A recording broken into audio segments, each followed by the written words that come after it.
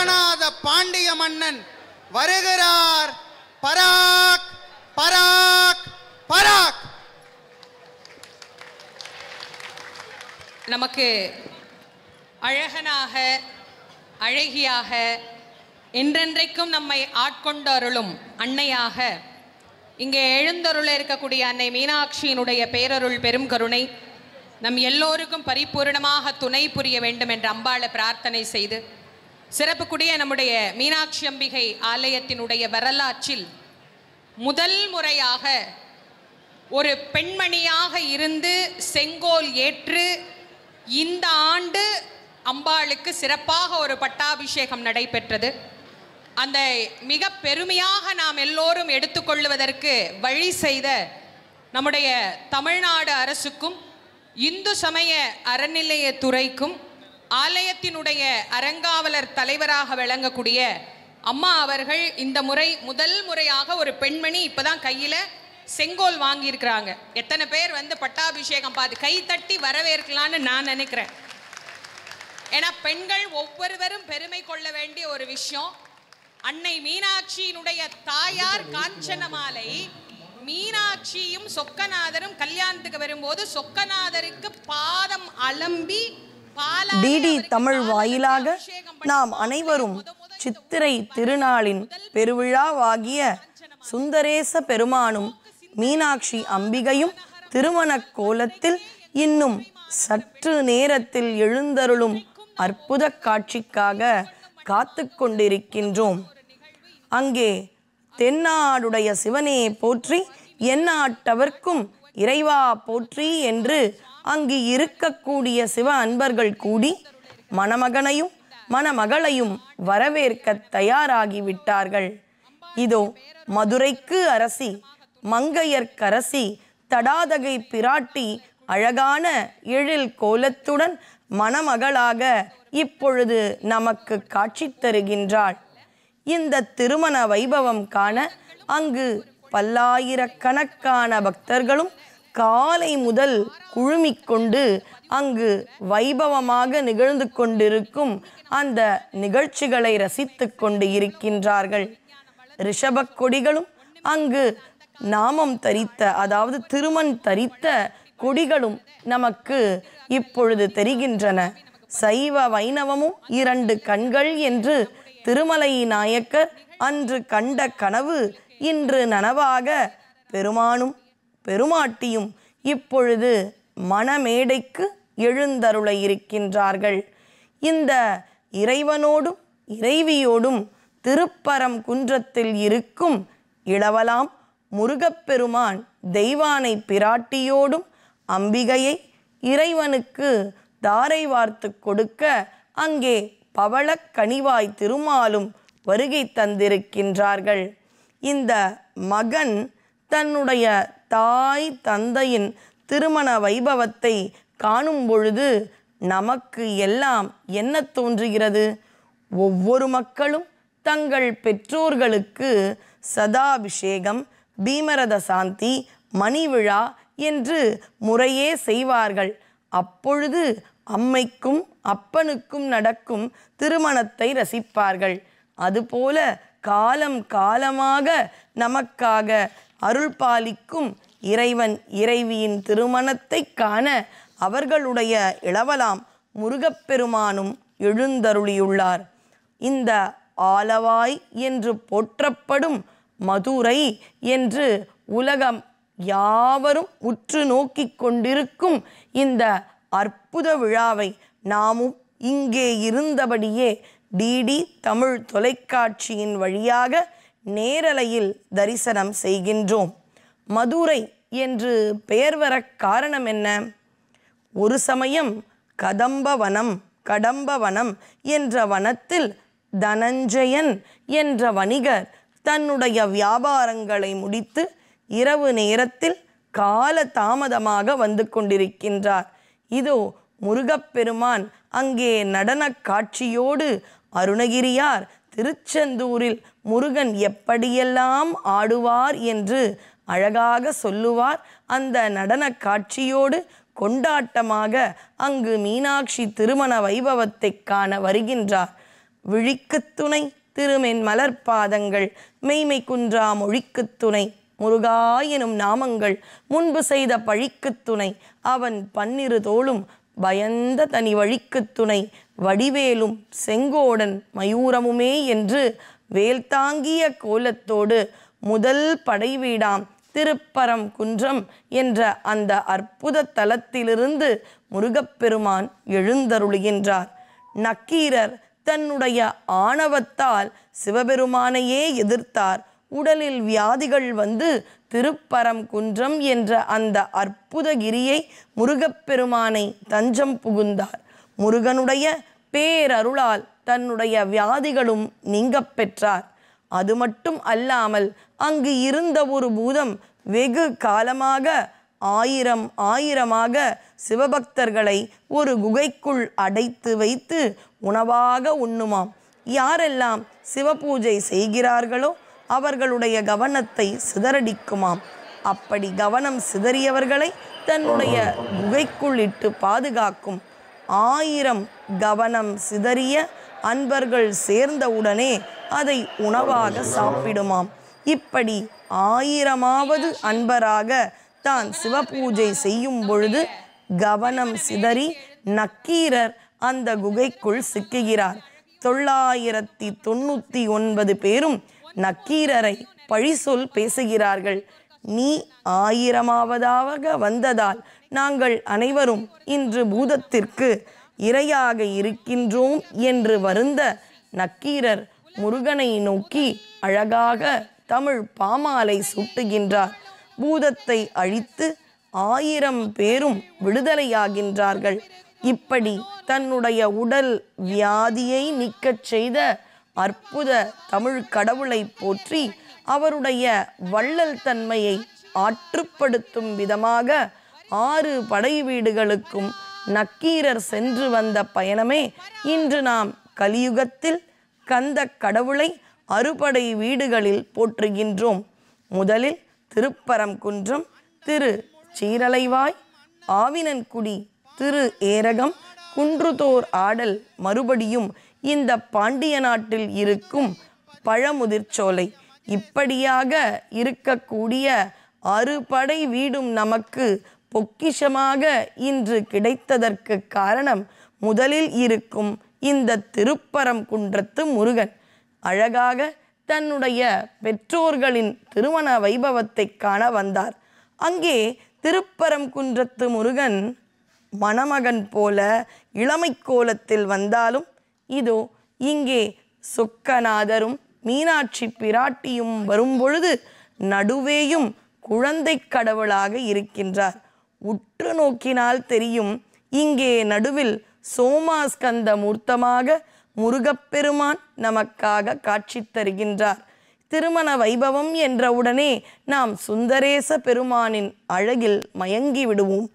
எப்பொழுதும் புலித்தோலும் திருநீரும் ஜடாமுடியும் கொண்ட இறைவன் இன்று நம் அனைவரின் மனத்தையும் கவரும் விதமாக சொக்கநாதர், சுந்தரேசர், அழகர் என்ற நாமத்தோடு நமக்காக காட்சி தருகின்றார். அவருடைய அழகு ஒரு புறம், இன்னொரு புறம் தடாதகை பிராட்டி, அங்கையர் கண்ணி, மங்கையர் கரசி என்றெல்லாம் போற்றப்படும் உலகத்து பேரரசியாம் மீனாட்சி பிராட்டி இருக்க நடுவில் இருக்கும் முருகப்பெருமானையும் நாம் கவனித்து வணங்க வேண்டும். இதை காணும் பொழுது எப்படி இருக்கின்றது என்று கச்சியப்பர் சொல்லுகின்றார். இறைவன் வெண்மை நிறத்தோடு பகலை போல இருக்க, இறைவி கரிய நிறத்தோடு இரவு போல இருக்க, நடுவே ஆனந்தத்தை கொடுக்கும் முருகப்பெருமான் மாலை நேரம் போல நமக்கு இதமான உணர்வை தரும் விதமாக இருக்கின்றார். இதுதான் சத்து, சித்து, ஆனந்தம், சச்சிதானந்தம் என்ற அற்புத வடிவத்தை நாம் காணுகின்றோம். இதோ சோமாஸ்கந்தர் வடிவம் கொண்டு அங்கே மணமேடைக்கு எழுந்தருளுகின்றார். அங்கே வெட்டிவேரையும் நறுமண வண்ண மலர்களை கொண்டும் மணமேடையை நேற்று முதல் அலங்காரம் செய்திருக்கின்றார்.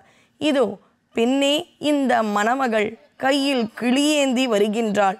அழகான அலங்காரத்தோடு பச்சை பட்டு கட்டிக்கொண்டு பளபளக்கும் பராசக்தி, உன் அழகை காண வந்தேன். இச்சையெல்லாம் விட்டு உந்தன் பக்கத்தில் வந்து ஒரு பச்சை குழந்தையை போல கொஞ்சி மகிழ்ந்தேன் என்று பாடத் தோணுகின்றது. அதுபோல அந்த மரகத மீனாட்சியானவள் இப்பொழுது மணமேடைக்கு எழுந்தருளுகின்றார். சரி, இந்த மதுரையம்பதி என்பது எப்படி வந்தது? எப்பொழுது தோன்றியது? பல காலம் முன்பு தோன்றியது. இதோ தாரை வார்த்து கொடுக்க பொறுப்புடன் சகோதரனாக இருக்கும் பவள கனிவாய் திருமால் வருகின்றார். அலையாழி அரிதியிலும் மாயனது தங்கையே என்று சொல்கிறார்கள். அப்படி மாயனும் இங்கே திருமணத்தை நிகழ்த்த வருகை தந்திருக்கின்றார். இதோ மணமேடைக்கு அனைவரும் வந்து ஆயத்தமாகிவிட்டார்கள். நாம் மீனாட்சியின் திருமுக மண்டலத்தை, மிகவும் அழகாக இருக்கும் அவளுடைய திருமண கோலத்தை தரிசனம் செய்கின்றோம். அலங்கார பூஷிதையாக சற்றே நாணத்தோடு அம்பிகையானவள் எழுந்தருளியிருக்கின்றாள்.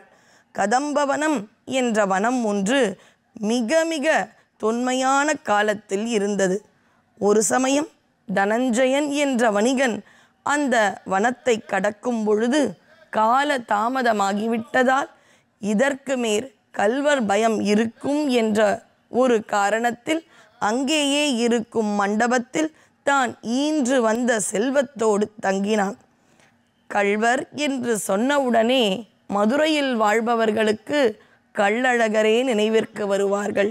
இங்கே பவளக்கனிவாயாக அருள் பாலிக்கும் திருமால், திருமாலிருஞ்சோலை என்று போற்றப்படும் அழகர் மலையில் சுந்தர வதனப் பெருமாள், சுந்தர ராஜப்பெருமாள் என்ற நாமத்தோடு, உற்சவமூர்த்தம் கள்ள அழகர் பிரான் என்ற நாமத்தோடு இதோ இன்னும் 1-2 நாட்களில் இங்கே எதிர் சேவை செய்ய மிகவும் அழகாக கள்ளழகர் வைகை ஆற்றில் இறங்கும் சேவை நடக்கும் அழகையும் நாம் தொடர்ந்து அடுத்த 2-3 தினங்களில் ரசிக்கலாம். முன்னொரு காலத்தில் வேறு ஒரு மாதத்தில் மீனாட்சியினுடைய மகுடாபிஷேகம், திக் விஜயம், திருமண வைபவம் இருந்ததாம். திருமலை மன்னர் இங்கு வாழும் சைவர்களையும் வைணவர்களையும் ஒற்றுமையாக காண விழைந்து அம்பிகையின் திருமணத்தை சித்திரை மாதத்தில் வைகை ஆற்றில் இறங்கும் வைபவத்தினோடேயே சேர்க்க விழைந்தார். அதன்படி சித்திரை மாதத்து பெருவிழாவாக அம்பிகையின் திருமண வைபவம் மாறியது. அம்பிகை அரசியாக இருக்கும் பொழுது ஆண்டு முழுவதும் அவளுடைய ஆட்சி. ஒரு சமயத்தில் அம்பிகைக்கு இறைவனோடு திருமணம் நிகழ்ந்தவுடனே அம்பிகைக்கு 6 மாத ஆட்சி, இறைவனுக்கு 6 மாத ஆட்சி என்று பிரிந்தது. திருமலை மன்னனின் ஆசைப்படி ஒற்றுமைக்காக சித்திரையில் மீனாட்சியின் திருமணம் மாற்றப்பட்டவுடனே சித்திரை மாதத்தில் தன்னுடைய பட்டத்தை, இங்கே அவள் மகுடத்தை ஏற்று அரசியாக இருப்பவள் 4 மாதங்கள் மட்டுமே இங்கே அம்பிகையினுடைய ஆட்சி. சித்திரை, வைகாசி, ஆனி, ஆடி இந்த 4 மாதங்கள் அம்பிகையால் ஆவணி மூலம் மறுபடியும் சுந்தரேச பெருமான் ஆட்சியை எடுத்து கொள்ளுவார். இதுதான் விட்டு கொடுக்கும் தன்மை. 4 மாதங்கள் அம்பிகையின் ஆட்சி, 8 மாதங்கள் இறைவனுடைய ஆட்சி. இங்கே அழகான ஒரு நடனத்தோடு பவளக்கனிவாய் மேடைக்கு வருகின்றார். பெண் வீட்டார் அல்லவா, அதுவும் அரசியின் இல்லத்தில் இருக்கும் பெண் வீட்டார் அல்லவா.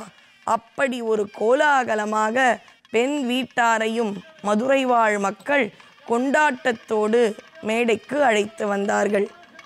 இங்கு குழுமியிருக்கும் அத்துணை பக்தர்களும் இவர்கள் இப்பொழுது வந்தார்களா?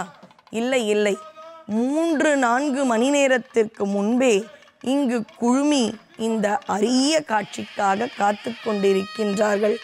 ஒரு சிலர் அங்கேயே இருந்து பல மணி நேரம் காத்திருந்து அங்கே நேரடியாக இறைவனின் அந்த திரு கல்யாண காட்சியை காண நாம் அனைவரும் இல்லத்தில் இருந்தபடியே வாயில் தென்னாடுடைய சிவனையை போற்றி எந்நாட்டவர்க்கும் இறைவா போற்றி என்று இறைவனை போற்றி டிடி தமிழ் வாயிலாக நேரலையில் இந்த திருக்கல்யாண வைபவத்தை ரசித்து கொண்டு இருக்கின்றோம்.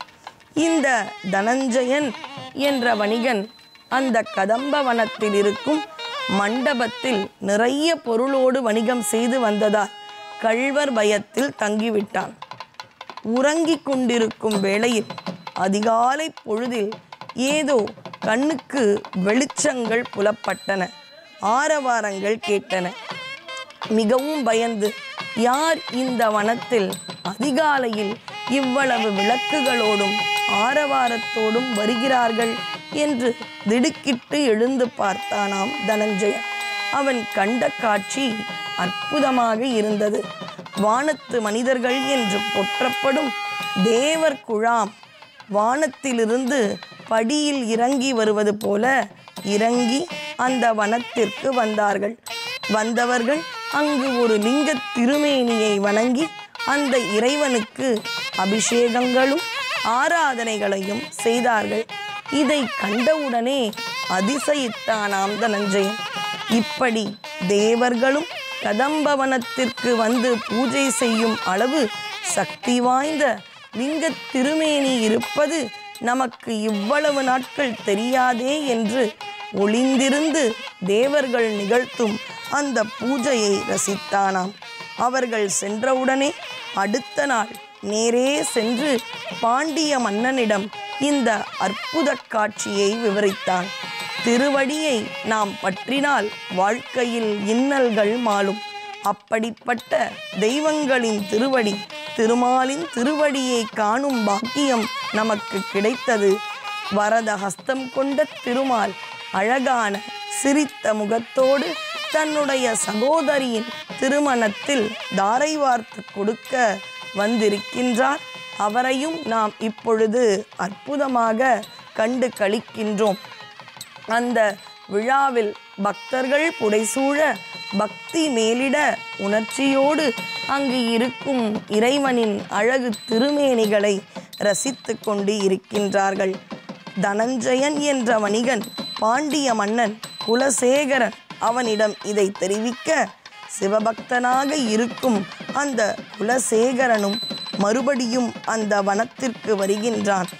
அங்கு தன்னுடைய வணிகன் சொன்ன இடத்தில் லிங்க திருமேனியை கண்டெடுத்து இவருக்கு நாம் ஒரு கோயிலை எழுப்ப வேண்டும் என்று விழைகின்றான். சுந்தரேசர் எவ்வளவு அழகாக இருக்கின்றார்! எவ்வளவு சிவமூர்த்தங்கள் இருந்தாலும் 1000 மூர்த்தங்கள் இருந்தாலும் எளிதாக புன்முறுவலோடு குனித்த புருவம் கொவ்வை செவ்வாயோடு இருக்கும் சுந்தரேச பெருமானை நாம் அன்பிருந்தால் எளிமையாக கண்டுபிடித்து விடலாம். மன்னன் அந்த கோயிலை கட்ட விழையும் பொழுது அன்று இரவு மன்னனுடைய கனவில் இதை ஒரு பெரிய நகரமாக மாற்ற வேண்டும், கதம்பவனத்தில் கோயில் எழுப்புவதோடு அதை சுற்றி பெரிய நகரம் ஒன்று உருவாக வேண்டும் என்று இறைவன் சொல்ல, அடுத்த நாள் சித்தர் வடிவில் இறைவன் வந்து அதை மாற்றும் எல்லா வழிமுறைகளையும் அந்த குலசேகர பாண்டியனுக்கு எடுத்துச் சொன்னாராம். எப்படி இந்த நகரம் இருக்க வேண்டும், எப்படியெல்லாம் இதை மாற்ற வேண்டும் என்று சொன்னதை நோக்கும் பொழுது நாம் இப்பொழுது ஒரு அடுக்குமாடி குடியிருப்பிற்கு செல்ல வேண்டும் என்றால் எப்படி நாம் வாழப்போகும் அந்த இல்லத்தை பார்த்து பார்த்து கட்டுவோமோ, அதுபோலத்தான் இறைவனும் பல காலம் பல யுகங்கள் இந்த மதுரையம்பதியில் அரசனாக, கடவுளாக, குரு மனிதனாக வாழ இருப்பதற்காக அன்றே குலசேகர பாண்டியனிடத்தில் எப்படி இந்த நகரம் இருக்க வேண்டும் என்பதை அழகாக உரைத்திருக்கின்றார்.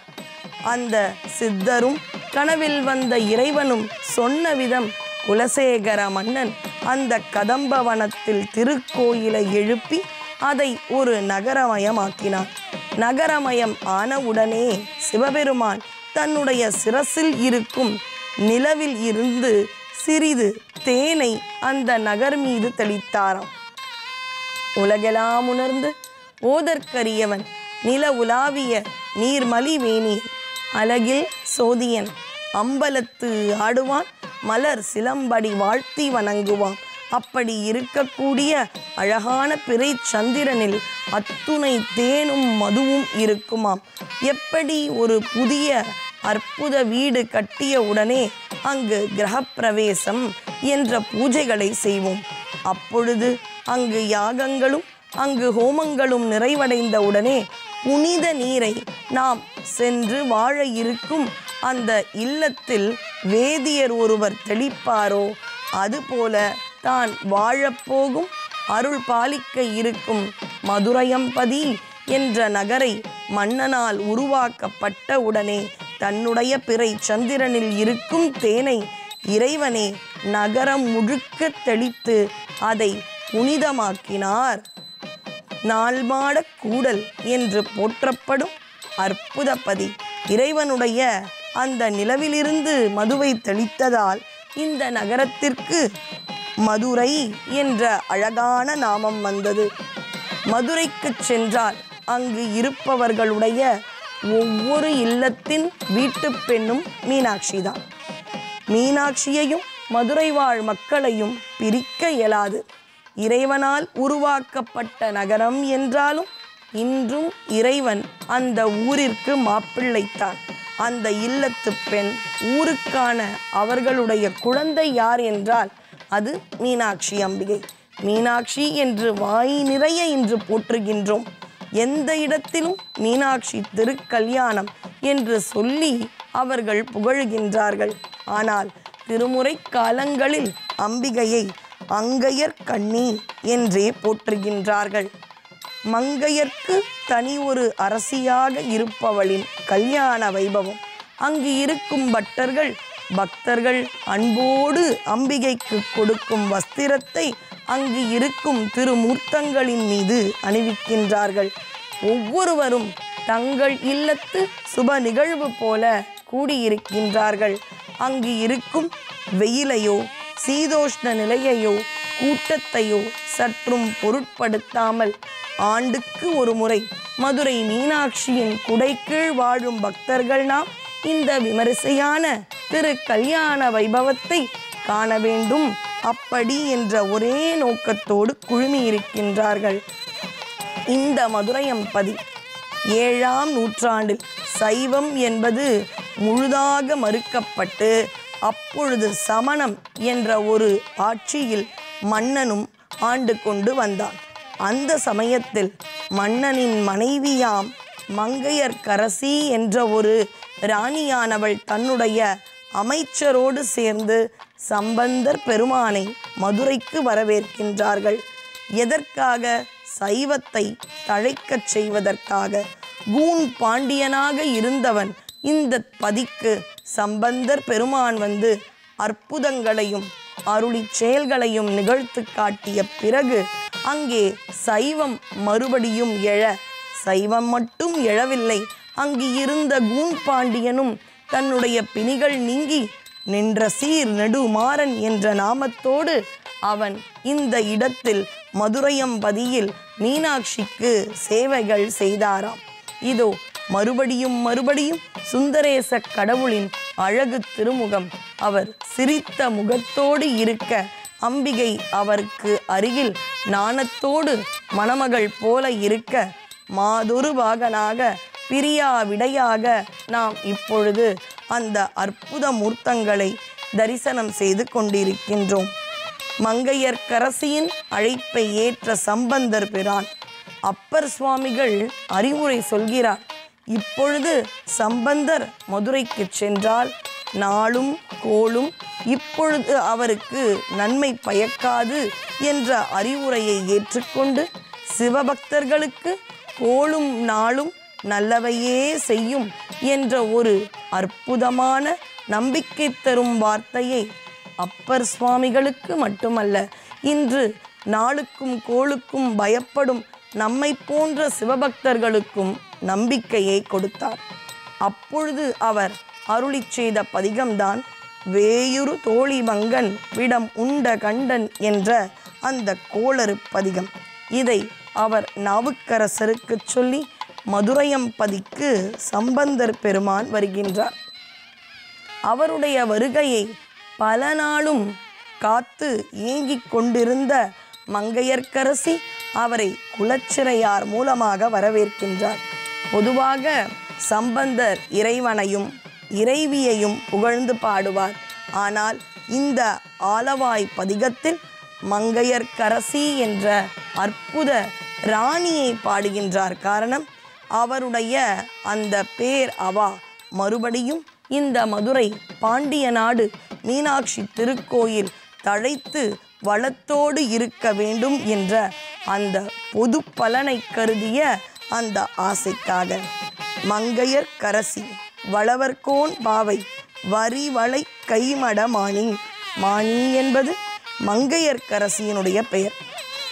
பங்கையர் செல்வி பாண்டிமாதேவி பணி செய்து நாள்தோறும் பரவ பொங்கழல் உருவன் பூதநாயகனால் வேதமும் பொருள்களும் அருளி அங்கையர் கண்ணி தன்னோடும் அமர்ந்த ஆலவாய் ஆவதும் இதுவே என்ற பாடல் பாடி இந்த மதுரையம்பதிக்கு விடியற்காலையில் வருகின்றார். அந்த விடியற்காலையில் பிரவேசித்த சம்பந்தர் பிரான் இங்கே சைவத்தை தழைக்கச் செய்தார். பல பதிகங்களையும் பாடுகின்றார்.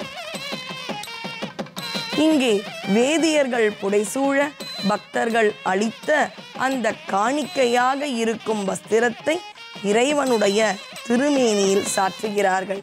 அங்கு வேதகோஷங்கள் ஒரு புறம், இன்னொரு பக்கம் திருமுடை பாடல்களை ஓதுவார் மூர்த்திகள் பாடுகின்றார்கள். அங்கு இருக்கும் ஒரு பட்டர் தன்னை சுந்தரேச கடவுளாகவும் இன்னொரு பட்டர் மீனாட்சியாகவும் பயபக்தியோடு இறைவன் முன்பு மரியாதையோடு அந்த கோலத்தில் இருக்க, அங்கே இப்பொழுது வேள்விகள் துவங்க இருக்கின்றன. அதற்கான ஆயத்த பணிகளை அவர்கள் செய்கிறார்கள். மீனாட்சி அம்பிகைக்கு பலரும் பச்சை பட்டாடையை கொடுக்கின்றார்கள்.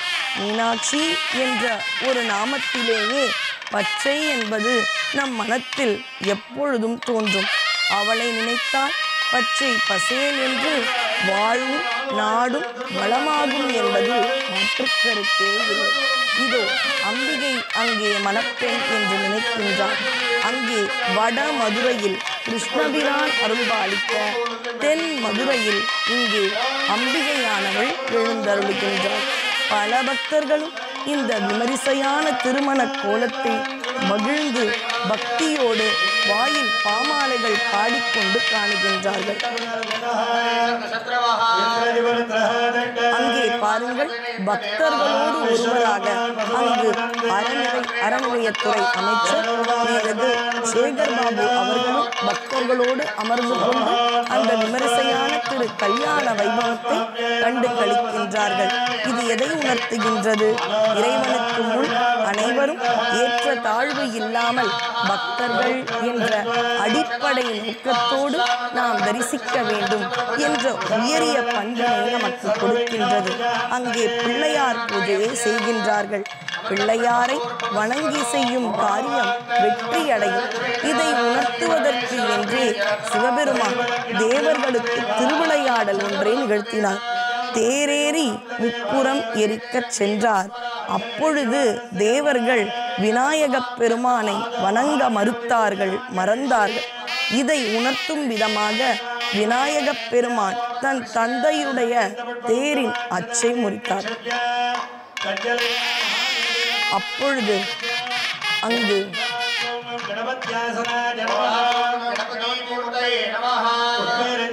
முப்புறம் எரி செய்த அச்சிவன் உரைரதம் அச்சது கொடி செய்த அதிதீரா என்று அருணகிரியாரும் இதை குறிப்பிடுகின்றார். அங்கு விநாயகர் பூஜையில் வேத கோஷங்கள் முழங்க திருமண வேள்வியானது துவங்க இருக்கின்றது.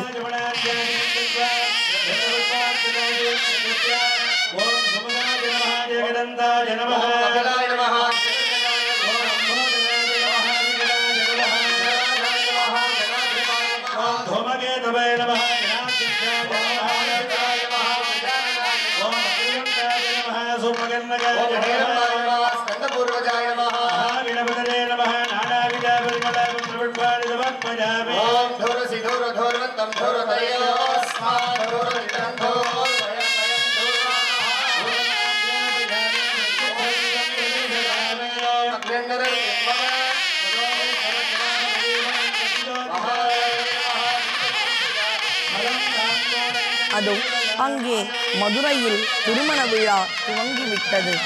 விநாயகர் பூஜையில் துவங்கி இப்பொழுது கலசத்திற்கான பூஜையை சிவாச்சாரியர்கள் நிகழ்த்தி கொண்டிருக்கின்றார்கள். பக்தர்கள் அனைவரும் இறைவனை வணங்கிக் கொண்டு இந்த அற்புத காட்சிக்காக பல மணி நேரமாக அங்கே குழுமியிருக்கின்றார்கள். திருவாரூர் இறைவன், திருவையாறு இறைவன் என்று பல ஊர்களில் இறைவன் நமக்காக அருள் பாலித்தாலும் மதுரையும் திருவாரூரும் உண்மையாகவே சிறப்பு வாய்ந்தவை. ஏனென்றால் இறைவன் இந்த இரண்டு இடங்களில் தானே நடந்து சென்று பல அற்புதங்களை நிகழ்த்தியுள்ளார். பொதுவாக மணப்பெண்ணும் மணமகனும் திருமண வைபவம் முடிந்தவுடனே ஏதாவது ஒரு தெய்வங்களை வணங்குவார்கள். இது ஒரு குலப்பழக்கம். ராமபிரானும் தன்னுடைய குலதெய்வமாக தன்னுடைய மூலமூர்த்தியான ரங்கநாத பெருமானை வணங்குவார். இங்கு இருக்கும் சிவபெருமானும் மீனாட்சியும் யாரை வணங்குவார்கள் என்ற கேள்வி இருக்க, இம்மையிலும் நன்மை தருவார் என்று மேலமாசி வீதியில் ஒரு அற்புத ஆலயம் மதுரை அந்த பெரிய கோயிலுக்கு அருகில் உள்ளது. அந்த இடத்தில் எழுந்தருளியிருக்கும் அற்புத இறைவனையே திருமண வைபவம் முடிந்தவுடன் சுந்தர பாண்டியனாக இருக்கும் சிவபெருமானும் தடாதகை பிராட்டியும் வணங்கினார்கள். சோமசுந்தர கடவுள் பூஜை செய்த அந்த திருக்கோயிலை இன்று நாம் மதுரைக்கு சென்று வணங்கினாலும் அந்த திருக்கோயிலுக்கு சென்று நாம் தரிசிக்கலாம். இறைவனுடைய அழகான திருமுக மண்டலத்தில் வலது கண்ணானது அவருக்கு ஒரு புராணத்தை குறிக்கும். அதாவது பெரிய புராணம், திருத்தொண்டர் புராணம் என்று சேக்கிழார் அருளி செய்த அந்த அடியார்களின் புராணம்தான் இறைவனுடைய வலது கண். இறைவனுடைய இடது கண் பரஞ்சோதியார் அருளி செய்த திருவிளையாடல் புராணம். திருவிளையாடல் என்று சொன்னாலே நமக்கு முதலில் நினைவுக்கு வருவது மதுரை. 64 திருவிளையாடல் இறைவனால் நடத்தப்பட்ட அற்புத பதி இது. எதனால் இடது கண் திருவிளையாடல் புராணம் என்றால் அதற்கான அழகான காரணங்களும் உண்டு. திருவிளையாடல் புராணம் என்பது மதுரையில் இருக்கும் மீனாட்சி சுந்தரேஸ்வரர் திருமண நிகழ்விலிருந்து துவங்கும். மீனாட்சியானவள் சந்திர வம்சத்தை சார்ந்தவள். இறைவனுடைய வலது கண் சூரியன், இடது கண் சந்திரன். அப்பொழுது இடது கண் சந்திரன் என்ற பொழுது சந்திர வம்சத்து மீனாட்சியின் பெருமைகளையும் சொக்கநாதரின் பெருமைகளையும் சொல்லும் திருவிளையாடல் புராணத்தை தாண்டி வேறு ஏதாவது அவருடைய இடது கண்ணிற்கு பொருந்துமா? அதனால் அவருடைய இடது நயனம் என்பது திருவிளையாடல் புராணத்தை குறிக்கும். இறைவனுடைய நெற்றிக்கண் அக்னி வடிவமானது கச்சியப்பர் அருளி செய்த கந்தபுராணத்தை கொடுக்கும். இறைவன் முருகப்பெருமான் அந்த நெற்றியில் இருக்கும் ஜோதியிலிருந்து நமக்காக உதித்த அற்புத கடவுள். இங்கு இருக்கும் அற்புத பவளக்கணிவாய் திருமாலை நாம் மறுபடியும் ரசிக்கின்றோம். இந்த மதுரைக்கு என்றே பல தொன்று தொட்டு வரும் பழக்கங்கள் உண்டு. அழகர் சேவை நடைபெறும் பொழுது பரிமேல் ஏறி வரும் அழகராக வரும் சுந்தரராஜ பெருமாளுக்கு என்று 400க்கும் மேற்பட்ட மண்டகப்படிகள் உண்டு. எங்கெல்லாம் அவருக்கு அபிஷேகம், அதாவது திருமஞ்சனம் நடக்கிறதோ அங்கெல்லாம் அழகர் மலையிலிருந்து எடுத்து கொண்டு வரப்பட்ட நூபுர கங்கை தீர்த்தமே அவருடைய அபிஷேகத்திற்கு பயன்படுத்த வேண்டும். அப்பொழுதுதான் அழகர் திருமேனி பொன்மயமாக இருக்கும் என்று அனைவரும் அந்த புனித நீரை எடுத்து கொண்டு வருவார்கள். நாம் இப்பொழுது ஒருபுறம் திருப்பரங்குன்றத்து முருகப்பெருமான் இருக்க, இன்னொரு புறம் மணமகனையும் மணமகளையும் ரசித்து கொண்டு இறைவனின் நாமத்தை சொல்லிக்கொண்டே அந்த மதுரை திரு கல்யாண வைபவத்தை ரசித்து கொண்டு இருக்கின்றோம்.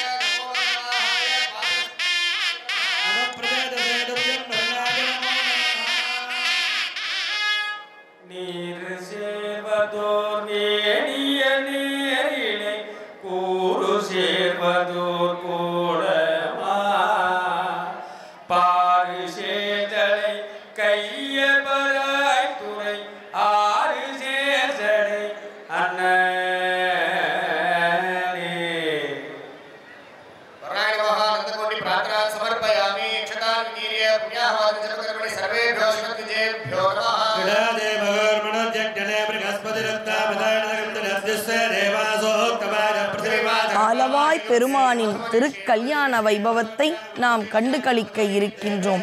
நான்மாடக் கூடல், கதம்பவனம் என்றெல்லாம் போற்றப்படும் இந்த அற்புத பதியிலிருந்து நாம் டிடி தமிழ் அலைவரிசையின் வாயிலாக அந்த திருமண கோலத்தை ரசிக்க இருக்கின்றோம். இதை கண்டால் நமக்கு என்னென்ன கிடைக்கும்? கலையாத கல்வியும், குறையாத வயதும், ஓர் கபடுவாராத நட்பும், கன்றாத வளமையும், குன்றாத இளமையும், கழுப்பினி இல்லாத உடலும், சலியாத மனமும், அன்பு அகலாத துணையும். இதுதான் ரொம்ப குறிப்பான வார்த்தை. ஏன்னு பார்த்தீங்கன்னா, இங்கு குழுமி இருக்கும் பெண்கள் எல்லோருமே தங்களுடைய கையில் அவர்களுடைய திருமாங்கல்யத்தை புதுப்பிக்க மஞ்சள் கயிறு என்ற மங்களப் பொருளை ஏந்தி வருவார்கள். இப்பொழுது நாம் காணும் காட்சியில் கூட மதுரையில் வாழும் மங்கையர்கள் தங்கள் கையில் மஞ்சள் கயிறு ஏந்தி இறைவியிடம் பிரார்த்தித்து அவளுடைய அந்த மங்கள நாள் விழா நிறைவடைந்த உடனே தங்களுடைய கழுத்தில் கணவரோடு வந்தார் அவருடைய கரத்தாலேயோ அல்லது தனியாக வந்தால் இறைவன் இறைவியை கண்குளிர தரிசனம் செய்து கொண்டே அவர்களுடைய கழுத்தில் அவர்களே அந்த மஞ்சள் கயிறை கட்டிக்கொண்டு ஆண்டுக்கு ஒரு முறை புதுப்பித்து கொள்வார்கள். இப்படி தங்கள் இல்லத்து பெண்ணாக இருக்கும் மீனாட்சி திருமணத்தன்று ஒவ்வொருவரும் இதை செய்வார்கள். அங்கு மந்திர கோஷங்களை சிவாச்சாரியர்கள் சொல்ல சொல்ல அங்கு இருக்கும் கலசத்திற்கும் அவர்கள் பூஜை செய்து கொண்டு இருக்கிறார்கள். எதனால் இந்த திருமண காட்சி ஆண்டுதோறும் நடைபெறுகின்றது?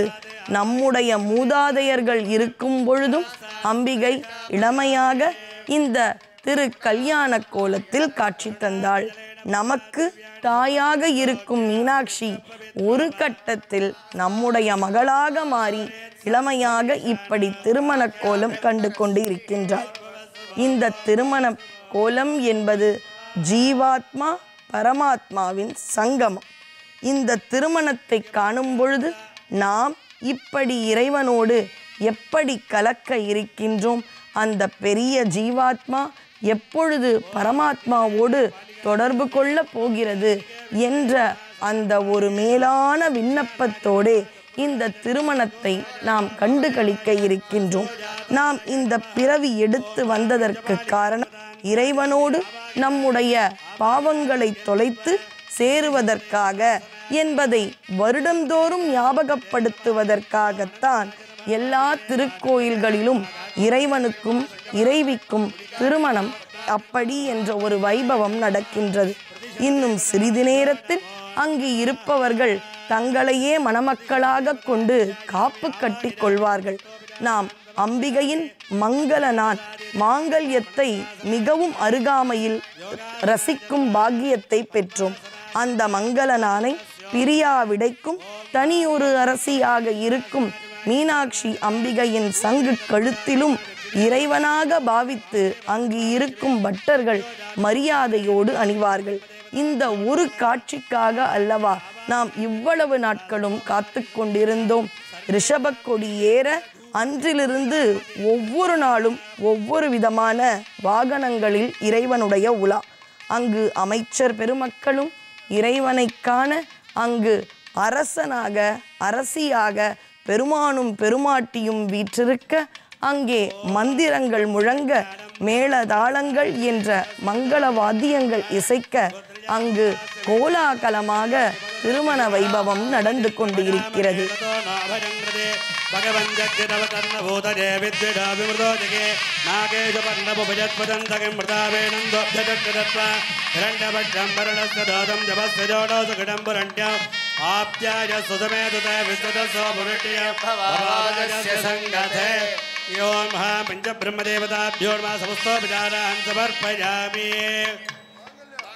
अर्घ्यजलेन मांगल्यसूत्रवस्त्रेण सम्प्रोक्ष्य ओम ह्रीं अनन्ताय नमः, ओम ह्रीं ज्ञानाय नमः, ओम ह्रीं ऐश्वर्याय नमः, पद्मश्योपरि ओम ह्रीं सौभाग्यमहालक्ष्म्यासनाय नमः, पुष्पैरञ्जलिमापूर्या यासा पद्मासनस्था पुलकटितटी पद्मपत्राजदाक्षे गम्भीरावर्तनाभ्यस्तनवर्णविदा शुभ्रवस्त्रोत्तरी च लक्ष्मे दिव्ये गजेन्द्रे मणिगणविजये स्थापिता हेममाङ्गल्यैः नित्यं सा पद्महस्ता मूषिके सर्वमाङ्गल्ययुक्ताः ॐ निवेद विद्महे तन्नो लक्ष्मी प्रचोदयात् निरुध्यात्वा वाक्यावागिना सर्वोपचारे सम्बोध्य अर्घ्यं. ஆலவாய் அழகரின் திருமண வைபவம்.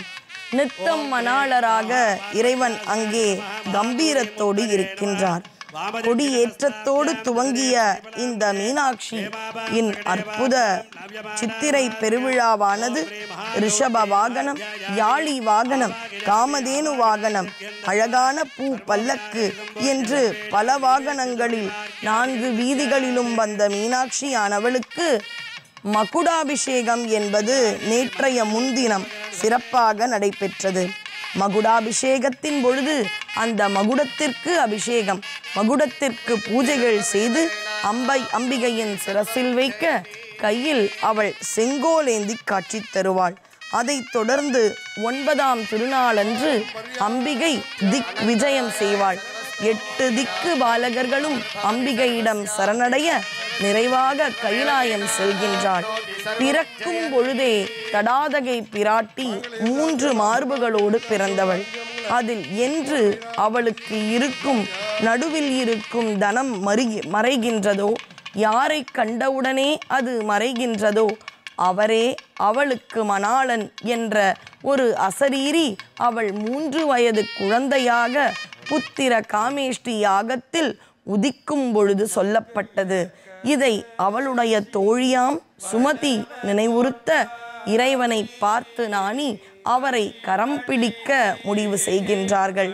இறைவனிடத்தில் ஒரு பெண்ணாக இருப்பவள், திருமணத்திற்கு பிறகு அடியேன் கைலாயத்திற்கு வரமாட்டேன், நீங்கள் என்னுடைய மக்களை காக்க மதுரைக்கு வரவேண்டும் என்று மக்களுக்காக முதலில் கேட்ட ஒரு அரசிதான் மீனாட்சி. கன்னியாக இருக்கும் பொழுதே மகுடாபிஷேகம் செய்யப்பட்டதால் இந்த மதுரைக்கு கன்னிநாடு என்ற பெயரும் உண்டு. தடாதகை பிராட்டிக்கு ஆண்களுக்கு கொடுக்கப்படும் எல்லா பயிற்சியையும் அவளுடைய தந்தையாம் மலையத்வஜன் என்ற பாண்டிய மன்னன் கொடுத்தார். முப்புரி நூலும் அணிந்திருக்கும் மீனாட்சியானவளுக்கு சற்றே நாணமுற்ற இந்த சொக்கர் என்றெல்லாம் போற்றப்படும் சுந்தரேச கடவுளோடு இன்றைய தினம் திருமண வைபவம் நடக்கின்றது. காஞ்சன மாலையானவள் மீனாட்சியினுடைய தாய். விச்சாவதி என்ற நாமத்தோடு மலை மகளையே தன் மகளாக பிறக்க வேண்டி வரமிருந்து மலையத்வஜனின் மனைவியாக இருந்து இந்த மீனாட்சி என்ற மலைமகள் பராசக்தியை மகளாக கொண்டவள். இப்படியாக அவள் வளர்ந்து மகுடத்தை ஏந்தி செங்கோல் பெற்று 8 திக்குகளும் போரிட்டு இன்றைய தினம் 10ஆம் திருநாள் இந்த கல்யாண உற்சவமானது நடைபெற்று கொண்டிருக்கின்றது. மதுரையை காக்க கிழக்கில் ஐயனாரும், தெற்கில் சப்த கன்னியர்களும், மேற்கில் திருமாலும், வடக்கில் பத்திரகாளி அம்மனும் இன்றளவும் காவல் காக்கிறார்கள். பழமுதிர்ச்சோலை, வண்டியூர் மாரியம்மன், போன்ற அற்புத தலங்களும் இந்த மதுரையை சுற்றி உள்ளது. இதோ இங்கே அந்த திருமணத்திற்கான பூஜையை அவர்கள் செய்து கொண்டிருக்கின்றார்கள். இன்னும் சில மணித்துளிகளில் நாம் அனைவரும் ஆவலோடு காத்து கொண்டிருக்கும் அந்த மங்கள நாணை இறைவன் அம்பிகையின் திருக்கழுத்தில் அணிய இருக்கின்றார். சுடர்மரகதம் அடுத்தார் போல் அத்தனார் உமையோடு இல்குருகில் ஆலவார் யாவரும் இதுவே பன்னலம் புனரும் பாண்டிமாதேவி குலச்சிறையனும் இவர் பண்ணியும் அன்னலம் பெருசின் திருவடியாகவை போற்றி கண்ணலம் பெரிய காளியுள் ஞான சம்பந்தன் செல்ல வெளிவை கொண்டு இல்லலம் பாட வல்லவரிமையோ ஏத்த விற்றிருப்பவர் இனிதே இன்னலம் பாட வல்லவர் இமையோர் ஏத்த விற்றிருப்பவர் இனிதே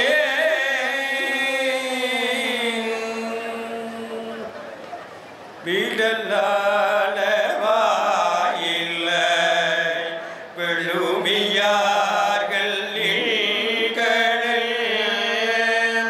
விடலால வாயிலாய் விழுமியார்கள்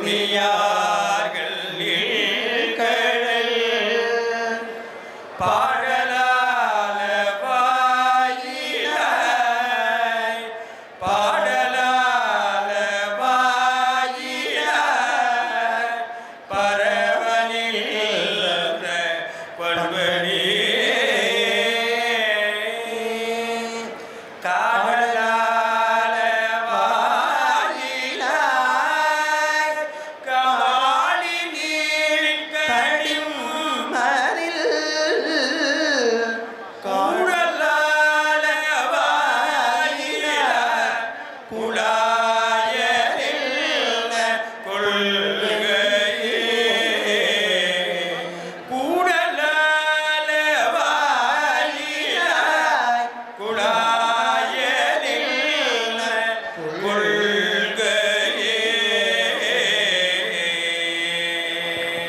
கொள்கையே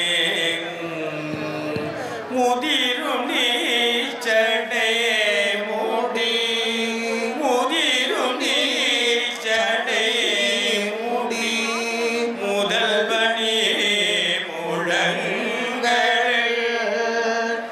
முதிரும் நீச்சடை மூடி முதல்வனி முழங்கள்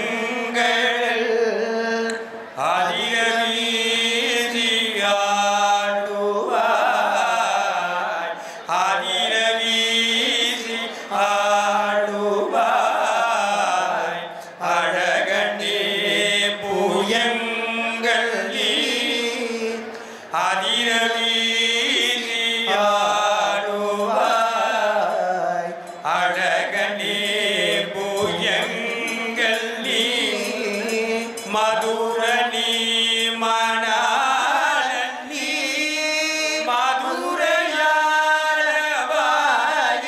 மதுரையாய் சதுரணி சதுர்முகல் கபாலநேந்து சம்பூவே. இப்பொழுது மணமக்களுக்கு மீனாட்சி சுந்தரேஸ்வரர் பிரதிநிதியாக உள்ள ஆச்சாரிய பெருமக்களுக்கு ரக்ஷாபந்தன நிகழ்ச்சியானது நடைபெறுது என்பதை தெரிவித்துக்கிறோம். வாத்திய வாசிங்க. ஓம் திரேம்பகம் சகலோத்யம் சுகந்தம் பட்டுவர்தனம் வாரிவந்தனா மிருத்யோர்முக்ஷே ஜமாமிருதாதே பிரகஸ்தமக்ஷத்ரபிருத்ருத்தவருட்டிரம் திருஷ்டபூஜஸ்வதிதமுக்ரவீரம் இந்திரஸ்தோமேன பஞ்சதசேன பத்யமிதம் வாதேன சஹரேன ரக்ஷ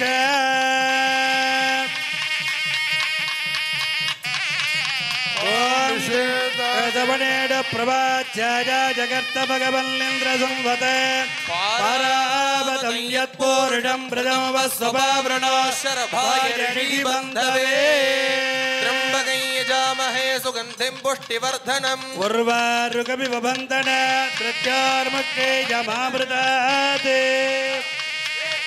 दृगस्समक्षत्रभृद्वृद्धवृट्टिजं दृष्टभोजस्विदमुग्रवीर इन्द्रस्तोमेन पञ्चदशेन मध्यमिदं वातेन सकरेण रक्ष रक्षाबन्धनमुहूर्तः शुभमुहूर्तोऽस्ति भवन्तु महान्तः अनुगृह्णन्तु तथास्तु शुभमुहूर्तोऽस्तु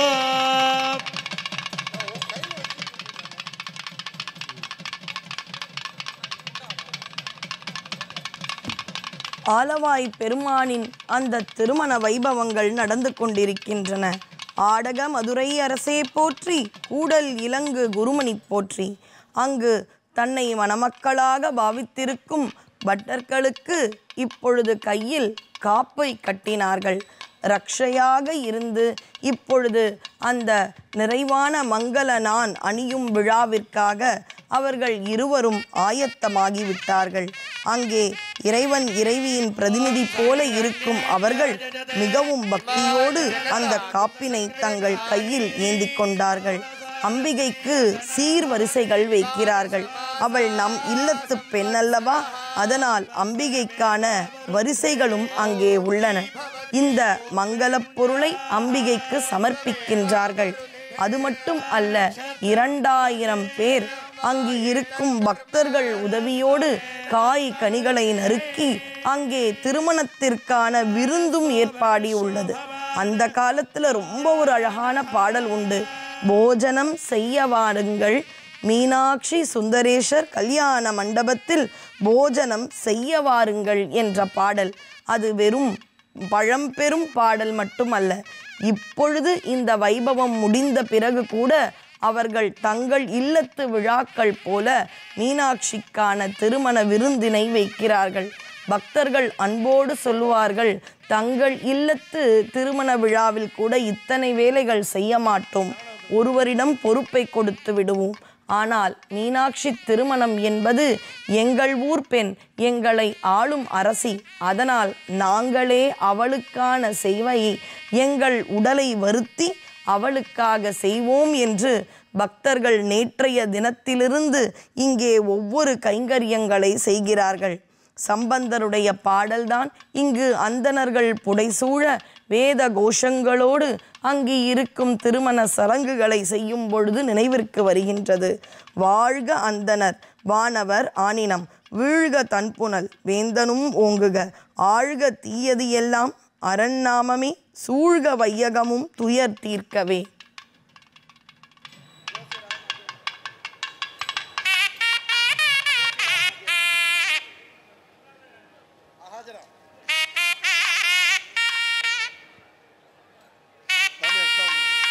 இப்பொழுது மீனாட்சி சுந்தரேஸ்வரர் அவர்களுக்கு ரக்ஷாபந்தனம் காப்பு கட்ட நிகழ்ச்சியானது நேர உள்ளது. ஓம் திரயம்பகம் விஜாமஹே சுகந்திம் புஷ்டிவர்தனம் उर्वारुकमिव बन्धनान् मृत्योर्मुक्षीयमामृतात् ॐ बृहत्सामक्षत्रवृद्धवृष्णियं पृष्ठभौजशुभिदमुग्रवीरम् इन्द्रस्तोमेन पञ्चदशेन मध्यमिदं वातेन सगरेण रक्ष ॐ त्र्यम्बकै यजामहे सुगन्धिं पुष्टिवर्धनम् उर्वारुकमिव बन्धनान् मृत्योर्मुक्षीयमामृतात्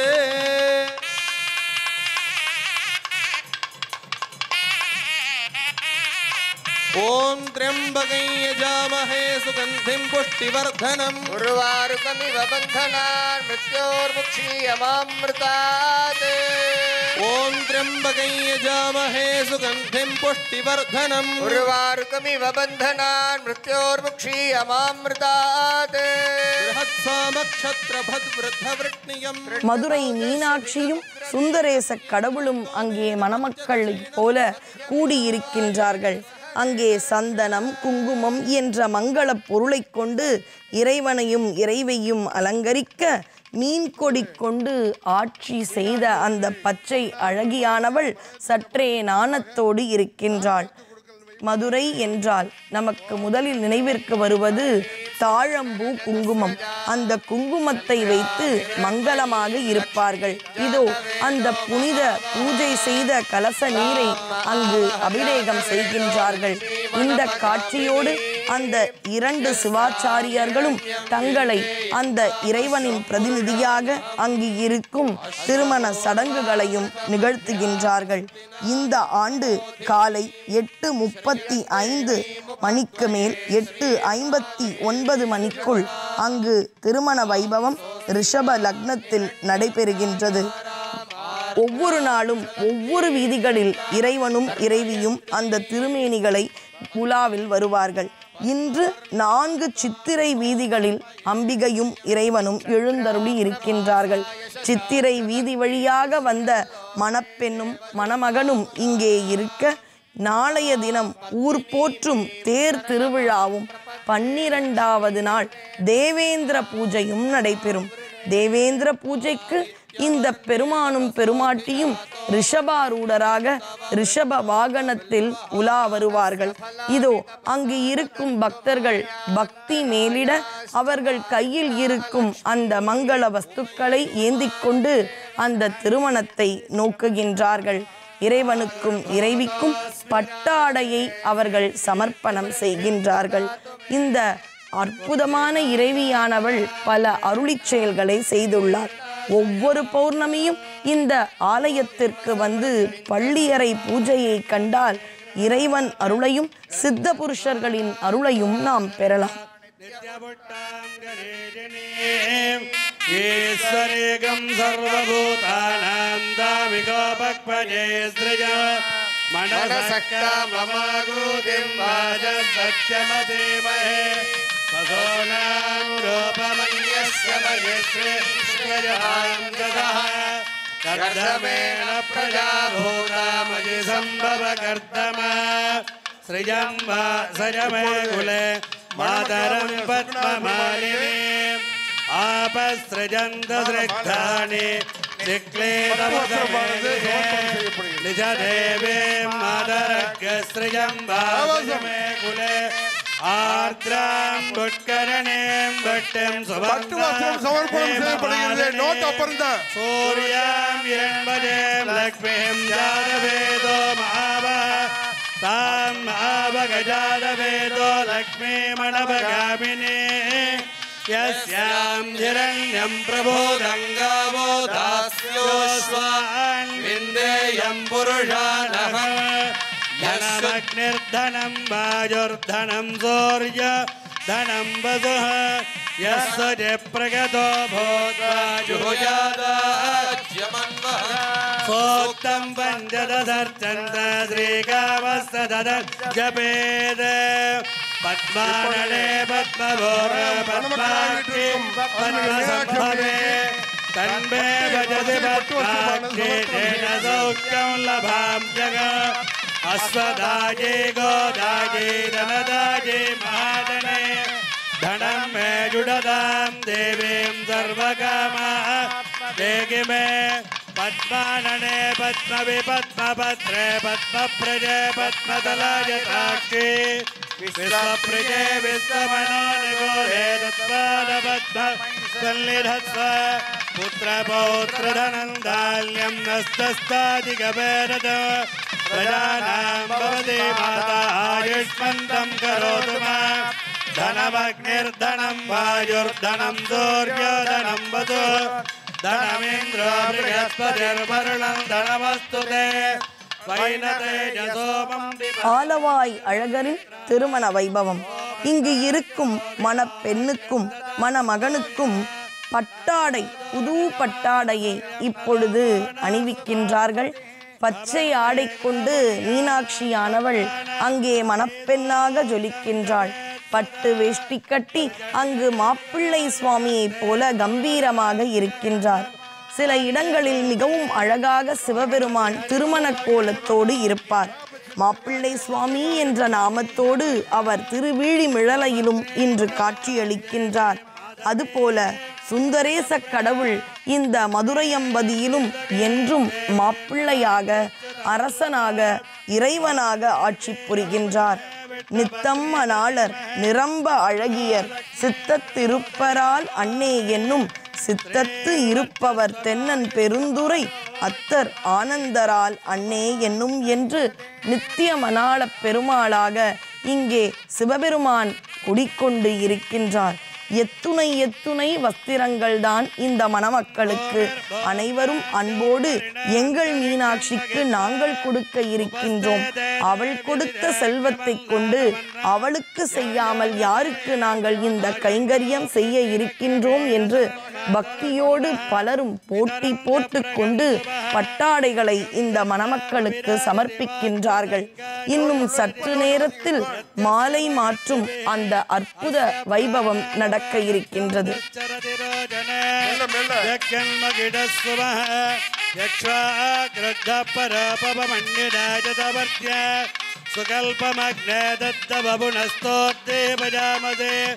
यत्ते मन्यपरोक्तस्य पृथिवे मनुदत्तते आदित्य विश्वे तद्देवावतवत्य समाभरन् मनोज्योतिर्जुडदामाज्यं विच्छन्नं यज्ञगो समिवन्ददातु बृहस्पतिस्तनुदामिमन्नो विश्वे देव इहमादगन्त वेदिनी देवी वसुन्धरा वसुधा देवी वासवे ब्रह्मवर्चदः पितृणाम्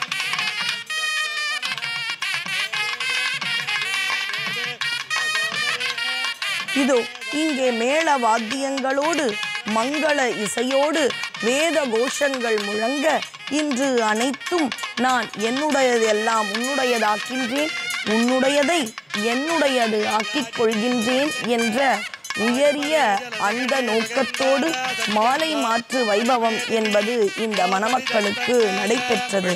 மீனாட்சியின் கன்னிநாடு என்று போற்றப்பட்டது.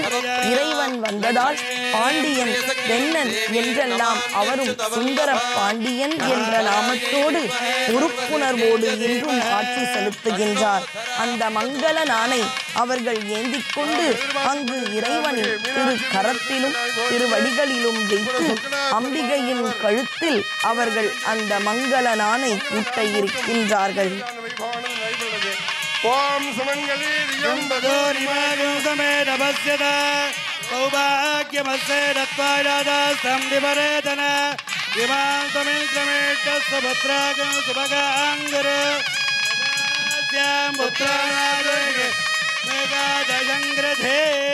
सत्त्वासिञ्चामि यजुषा प्रजामायुर्धनञ्च रोजन रोजमान शोभन शोभमान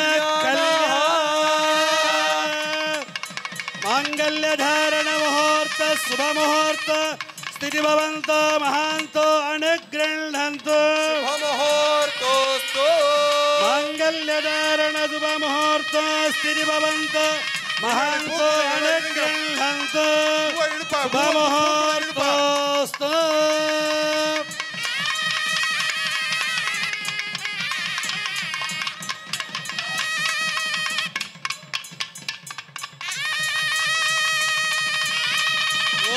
ओम सुमंगलीर्यं वधूरिमागुं समेत पश्यत सौभाग्यमस्य दत्त्वायादास्तं विपरेतन इमां त्वमिन्द्रमेध्वस्तु पुत्रागुं सुभगाङ्गुरो तथास्यां पुत्राणाये पतिमेगाध रोचनो रोचमानः शोभनः शोभमानः कल्याणः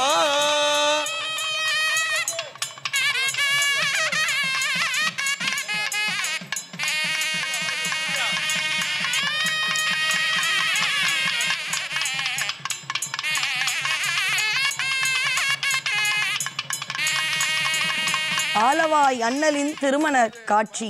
ஆனந்தம் ஆனந்தம் ஆனந்தமே, பரமானந்தம் ஆனந்தம் ஆனந்தமே, வாலை குமரி வருவாய் வருவாய் மாதா ஜெயவோம் லலிதாம்பிகையே என்று கன்னியாக இருந்தவள் இன்று தாயாக நமக்கு காட்சி கொடுக்கின்றாள். அம்பிகைக்கு மங்கள நாணை அங்கு இருக்கக்கூடிய பட்டர்கள் சாத்தினார்கள். அவர்கள் சாத்தியவுடனே அம்பிகையின் திருவடிகளைக் கண்டு அவர்கள் சரணாகதி அடைந்தார்கள். அங்கு இருக்கும் மக்கள் எல்லோரும் தங்கள் இல்லத்து திருவிழாவைப் போல கண்ணீர் மல்க இரு கரங்களையும் இதோ இந்த பெண் அரசியிடம் வேண்டிக் கொண்டு வணங்குகிறார்கள். இந்த தருணத்தில் இப்பொழுது நாம் புனித அற்புத காட்சியையும் ரசிப்போம். அவரவர்கள் அங்கு இருக்கும் கற்பூர ஆரத்தியை கண்ணில் ஊற்றிக்கொண்டு இதோ அவர்களுடைய அந்த மங்கள நாணை தாலியை புதுப்பித்துக் கொள்ள இருக்கின்றார்கள்.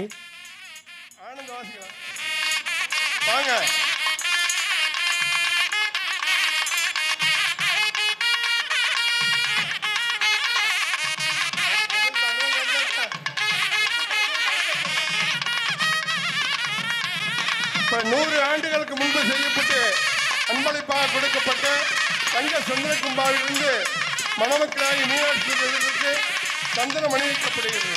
ஓம் கந்தத்வாராந்துராதரிஷாம் நித்யபுஷ்டாங்கரேடினே ஈஸ்வரேகம் சர்வபூதானாம் காமிகோபக்வஜே ஸ்ரீஜம் ஓம் ஸ்ருஜே ஜாதஸ்ருஜா நிரிஜாஜஸ்ருஜம் வஜோ ஜரித்ருப்ஜோ ததாதே ஸ்ருஜம்பசானமிருதத்வம ஜடமந்தி சத்ய சமிதாமிதத்ரோணே.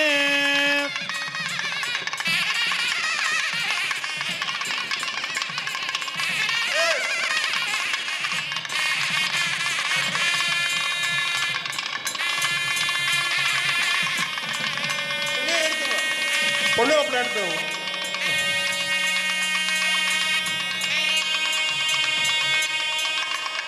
அதை தொடர்ந்து 100 ஆண்டுகளுக்கு முற்பட்டு நமது முன்னோர்களால் அன்பளிப்பாக கொடுத்த தங்கத்து பன்னீர் சிம்மினர் மணமக்களாகிய மீனாட்சி சத்யமசீமஹே பசோணாம் ரூபமங்கஸ்ய மஜஸ்ரே ஸ்ரஜதாம் யசஹ. மணமக்களாகிய மீனாட்சி சுந்தரேசனுக்கு தங்க பன்னீர் சிம்மினால் பன்னீர் தொளிக்கப்படுகிறது.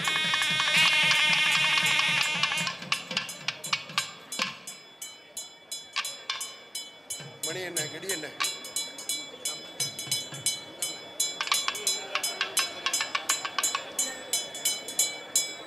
வாத்தியம் வாசிங்க. தொடர்ந்து ராஜஹோமானது நடைபெறுகிறது.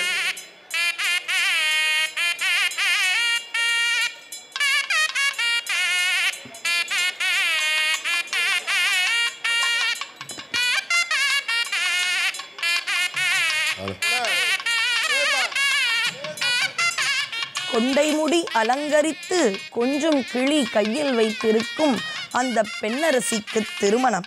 வளைவொத்த வினை கலையொத்த மனம் மனம் மருளப் பறையாறு ஒளி ஒத்தவிதால் நிலையற்றடியேன் முடியத்தகுமோ நிகழம் துகளாக வரம் தருவாய் அலைவற்றசைவற்றனுபூதி பெறும் அடியார் முடிவாழ் வைடூரியமே மலையத்துவசன் மகளே வருவாய் மாதா ஜெயவோம் லலிதாம்பிகையே என்று மலையத்துவசனின் மகளாக நமக்காக உதித்த மீனாட்சியின் திருமணம். தன்னுடைய தாய் தந்தையருக்கு முக்தி கொடுத்த பிராட்டி. இந்த திருமண வைபவம் முடிந்து பாண்டிய மன்னனாகவும் பேரரசியாகவும் தங்கள் மக்களை அவர்கள் கண்ணை போல காத்து வருகின்றார்கள். தன்னுடைய குமாரனாம் முருகனை உக்கிர பாண்டியன் என்ற பெயரில் அடுத்த அரசாட்சியையும் கொடுத்து செண்டு கொடுத்தல் என்ற அரசாட்சி பொறுப்பினை கொடுத்தாராம் பாண்டிய மன்னன். முதல் சங்கத்தின் தலைவராக சிவபெருமானும், இடை சங்கத்தின் தமிழ் தலைவராக முருகப்பெருமானும், கடை சங்கத்தின் தலைவராக அகத்தியரும் புலவர்கள் புடைசூழ இருக்கும் தலம். இதோ அக்னியை அங்கிருக்கும் பட்டர்கள் வலம் வருகின்றார்கள்.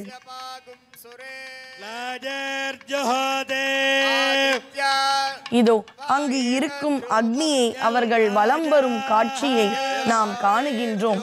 அம்பிகையும் இறைவனும் அங்கு வருவது போல நாம் கற்பனை செய்து கொண்டால் அன்று தேவர்களெல்லாம் இப்படி ஒரு அரிய காட்சியை அல்லவா ரசித்திருப்பார்கள்.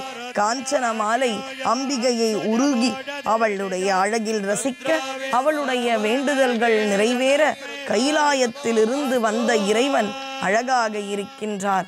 புலித்தோல் போர்த்தி ஜடாமுடியோடு இருக்கும் இறைவன் தன்னுடைய அழகு மகளுக்கா என்று கொஞ்சம் வருத்தம் இருந்ததாம். ஆனால் இன்றைய தினத்திற்கு அழகிய மணாளராக இந்த சுந்தரேச கடவுளை குபேரன் அலங்கரித்தான் என்பது வரலாறு. இப்படி பேரழகோடு இறைவன் இந்த மதுரையம் வீதிகளில் வரும்பொழுது இவருக்கு திருஷ்டி பொட்டும் ஒரு காலத்தில் வைத்தார்களாம். இப்படி மீனாட்சியும் அழகு, சுந்தரராஜ பெருமாளாக இருக்கும் அழகர் அந்த பெயரிலேயே அழகு இருக்கின்றது. இங்கே சிவபெருமான் சுந்தரேசன் என்ற நாமத்தோடு அவரும் அழகான இறைவனாக இங்கு காட்சி தருகின்றார். அது மட்டுமல்ல, இந்த மூவரும் பரிமேல் வரும் அழகர்களாக இருக்கின்றார்கள். குதிரையில் ஏறி மக்களுக்கு அரசாட்சி செய்து தங்கள் கண்ணைப் போல, கண்ணில் இருக்கும் மணியைப் போல மக்களை இவர்கள் என்றும் காப்பாற்றுவார்கள். ஒவ்வொரு சமயத்தில் ஒவ்வொரு வீதியில் வலம் வரும் இறைவன் இன்று காலையில் சித்திரை வீதியின் வழியாக இதோ இந்த வைபவத்திற்கு வந்தார். மாலை இறைவன் யானை மீது அரசன் மாதிரி இந்த பிரியா விடையோடு மாசி வீதியில் எழுந்தருளுவார். அப்பொழுது அரசி அல்லவா அவள். அங்கு இருக்கும் மீனாட்சி அம்பிகை பூ பல்லக்கில் ஏறி இறைவன் முன்னே யானையோடு பிரியா விடையோடு செல்ல, அவருக்கு பின்னே பூ பல்லக்கில் மாசி வீதிகளில் எழுந்தருளுவார். சித்திரை, மாசி, ஆவணி என்று ஒவ்வொரு வீதிகளை நாம் மேல்நோக்கு கழுகு பார்வையால் பார்த்தோம் என்றால் நடுவில் அழகான கோயில் கோபுரங்கள் இருக்க அதை சுற்றியுள்ள வீதிகள், இதோ அந்த சிவாச்சாரியர் கையில் ஒரு தாமரை மாலை இருந்ததல்லவா, அந்த தாமரை மலர் போல ஒரு நகரே இருக்கின்றது என்றால் இது தெய்வத்தால் உருவாக்கிய அற்புத நகரம். தன்னுடைய குடைத்தாங்கும் பூதமாம் குண்டோதரனின் தாகத்தை தீர்க்க அவருடைய சிரசில் இருந்து கங்கையை வரச் செய்தாராம். எப்படி தன்னுடைய சிரசில் இருந்த நிலவில் இருக்கும் தேனை இந்த நகர் மேல் தெளித்து மதுரை என்று ஆக்கினாரோ, அதுபோல தன்னுடைய ஜடா முடியில் சுற்றி கொண்டிருக்கும் அந்த கங்கையானவளை மறுபடியும் இங்கே வரவழைத்து அவளுக்கு கிருதமாலா, சிவகங்கை, வைகை என்ற நாமத்தோடு மதுரையம்பதியில் இறைவன் வரவழைத்தார். இப்படி தான் பலகாலம் வாழுவதற்காக இறைவனே பார்த்து பார்த்து இதோ நிர்மாணித்த தலம். அங்கு இருக்கும் பக்தர்கள் அனைவரும் எந்த ஒரு காட்சியை காண ஆசைப்பட்டார்களோ அந்த ஒரு அற்புத காட்சியை நாம் கண்டு கொண்டோம். இது இந்த ஆண்டு முழுக்க நமக்கு நன்மையை தரும். பல பல சமர்ப்பணங்களும் இறைவனை நோக்கி வருகின்றன. இறைவனுக்கு பாலும் பழத்தையும் அங்கு இருக்கக்கூடிய சிவாச்சாரியர்கள் நிவேதனமாக செய்தார்கள். அங்கே கருடக்கொடி, ரிஷபக்கொடியோடு மீனாட்சியின் திருவுருவம் பொறித்த கொடிகளும் அங்கே இருக்கின்றன. அவரவர்கள் அவளுடைய அரசாட்சியில் இருக்கும் சேவகர்களாக தங்களை பாவித்துக் கொண்டு அங்கு இருக்கும் மதுரையில் வந்த பக்தர்களுக்கு கைங்கரியம் செய்கிறார்கள். அங்கு இருக்கும் எந்த ஒரு சீதோஷண நிலையையோ, அங்கு இருக்கும் வெயிலின் தாக்கத்தையோ பொருட்படுத்தாமல் பல மணி நேரங்கள் குழுமி அந்த இறைவன் இறைவியை ஆனந்தமாக தரிசனம் செய்து கொண்டிருக்கிறார்கள்.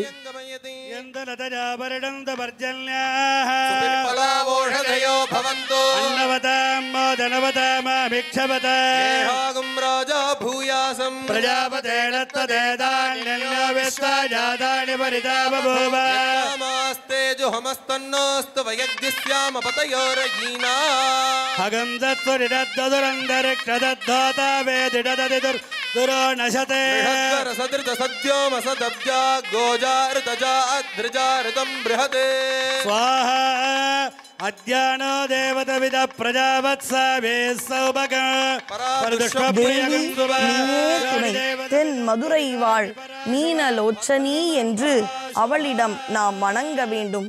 குமர குருபரர் திருமலை மன்னன் அரசவையில் அம்பிகைக்கு என்று அழகாக காப்பு என்ற பருவத்திலிருந்து செங்கீரை, முத்தம், தாளம் என்று பல பருவங்கள் கொண்டு மீனாட்சியை தன் குழந்தையைப் போல வளர்த்து மீனாட்சி அம்மை பிள்ளை தமிழ் என்ற அற்புத பாமாலையை அம்பிகைக்கு சூட்டினார். இதோ திருமணம் முடிந்து மாப்பிள்ளை சுவாமியாக இறைவன் இருக்கும் அற்புத கோலம். திருமணம் என்ற காட்சியே போகமூர்த்தத்தை குறிப்பிடுகின்றது. அனுக்கிரகமூர்த்தியாக இருக்கின்றார். பார்வதி திருமணம் நடந்த உடனேயே அன்று காமனுக்கு உயிர் கொடுத்தார் இறைவன். ரதிதேவியானவள் அழுது இருப்பதைக் கண்டு மனம் தாழாமல் காமனுக்கு உயிர் கொடுத்தார் இறைவன். இது போன்ற திருமண வைபவங்கள் நிறைவடைந்த உடனே இறைவனானவர் எல்லா வேண்டுதல்களையும் உடனே நிறைவேற்றுவார். எப்படி வள்ளல்களும் செல்வந்தர்களும் தங்கள் பிறந்த நாள், தங்கள் திருமண நாள் அன்று பலருக்கும் பல நன்மைகளை செய்வார்களோ, இவர் உண்மையான பேரரசன் அல்லவா? இப்பொழுது திருமணம் நிறைவடைந்து அந்த திருமண வைபவத்தில் யாரெல்லாம் என்னவெல்லாம் கேட்கிறார்களோ அத்தனையையும் இறைவன் கொடுப்பார். இறைவனுக்கான ஷோடச உபச்சாரணைகள் என்பது அங்கு இருக்கும் வேதியர்கள் நடத்துவார்கள். இதோ அங்க பிரம்மாண்ட தீபாராதனை மணமக்களுக்கு காண்பிக்கின்றார்கள். பொதுவாக திருமணம் சென்றால் நாம் மணமக்களை வாழ்த்துவோம். ஆனால் இந்த தெய்வ திருமணத்தில் அவர்களின் ஆசியை பெற வேண்டும். இல்லக விளக்கது இருள் கெடுப்பது, சொல்லக விளக்கது சோதி உள்ளது, பல்லக விளக்கது பலரும் காண்பது, நல்லக விளக்கது நமச்சிவாயவே என்று மதுரை மீனாட்சி சொக்கநாதர் அழகில் சொக்கிய நாம் திருமண வைபவத்தை இந்த ஆண்டும் கண்டு களித்தோம். பல நன்மைகள் பெற்று இறைவன் அருளோடு வாழ்வாங்கு வாழ்வோம்.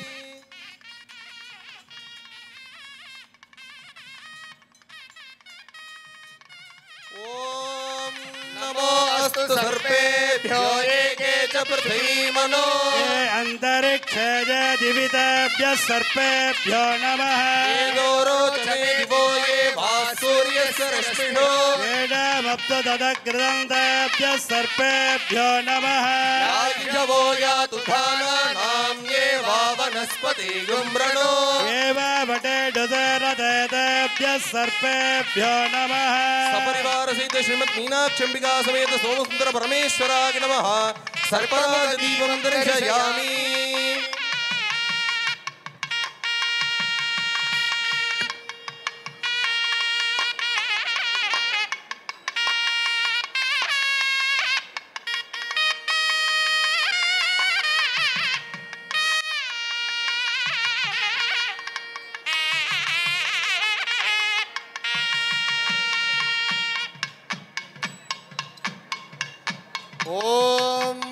ईशान सर्वविद्यानां ईश्वर सर्वभूतानां ब्रह्मादिपतिर्ब्रह्मणोऽधिपतिर्ब्रह्मा शिवो मे अस्तु सदा शिवो मीनाक्षम्बिका समेत सोमसुंदरेश्वर परशिवाय नमः देवसेनाम्बिका समेत कल्याण सुब्रह्मण्य स्वामिने नमः महाविष्णवे नमः ईशान दीपं दर्शयामि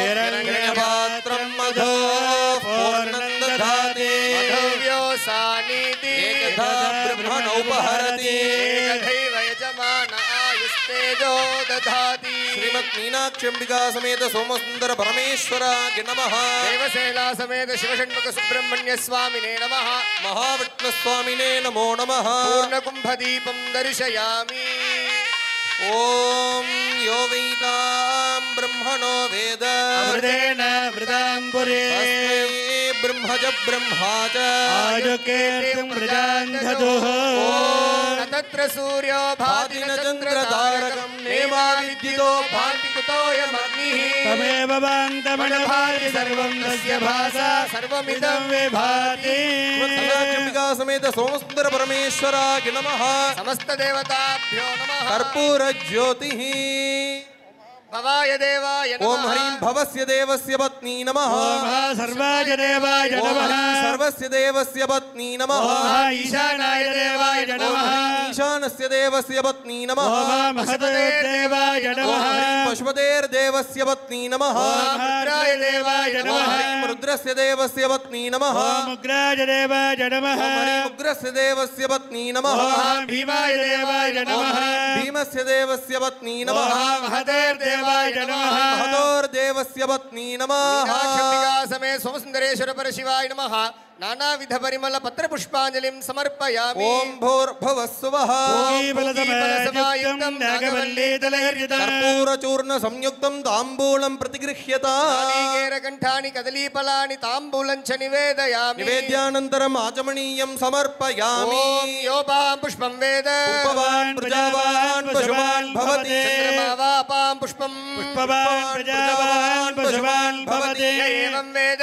योपामायतनं वेद आयतनवान् भवति। यो वेदादौ स्वरः प्रोक्तो वेदान्ते च प्रतिष्ठितः। तस्य प्रगदलेन स्य परस्य महेश्वरः। गौरीमिमाय सलिलानि दक्षत्येकपदी द्विपदी सा चतुष्पदी। अष्टापदे नवपदे बभूवटे सहस्राक्षरा परमे व्योमल्ले। श्रीमद्मीनाक्षम्बिका समेत सोमसुन्दर परमेश्वराय नमः। वेदोक्त मंत्र पुष्पांजलिं समर्पयामि। हरि ओम अग्निमीले पुरोहितं यज्ञस्य देवमृत्विजम्। ओदारं रत्रधातप ओर्जयित्वा वायवस्थो वायवस्थदेवो वस्सविता प्रार्पयतु श्रेष्ठतमाय कर्मणे। हरिः ओम् हरिः ओम् आयाहि वीतये गृणानो हव्यदातये।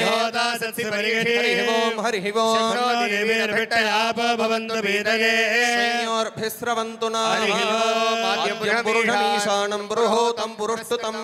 वेगाक्षरं ब्रह्म व्यक्ताव्यक्तं सनातनं। हरिः ओम् शान्तः सर्वकृतं व्यजः सकलविदे स्वान्यप्रकाशोऽचलः अमेजो ब्रह्मपरोक्यनादिरतुलः सूक्ष्मो महान् चिद्गणः व्यापी मुक्तसकः सशक्तिरमलः उद्योगवान् ब्रह्मगः साधाक्यः सकलादिपोध्वनिसिते अनन्दश्च शुद्रोषिते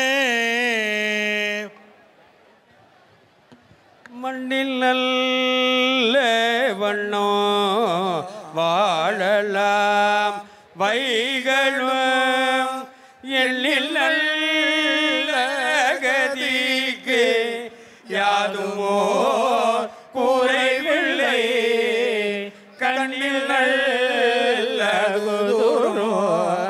கடுமண வளநக பெண்ணில்